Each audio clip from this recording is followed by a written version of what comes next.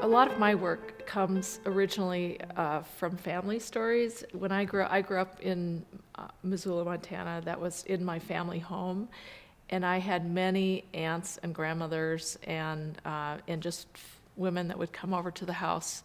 And my mother would always make tea. It would have a tea time, and women would gather and tell stories around the tea table.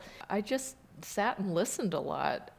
So a lot of these stories began with some of these characters that from my family past. But the stories, those were the inspiration for the stories. But the stories, as the characters developed in the stories, they took on a life of their own, and they really ended up in very different places. So they would begin with stories my great aunt would tell me about teaching school in small towns in Montana, or stories of mine about traveling in Alaska, or stories that maybe I had overheard from friends of my mother's who taught school in the early time West.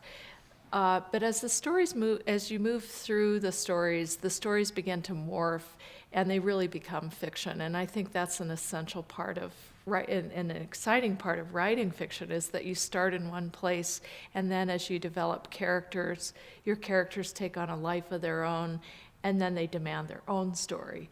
So while you begin in a place that's very real, that was very real to me because of all these stories that I grew up with, the stories themselves take you into a very fictionalized place, and the characters take you into a very fictionalized place.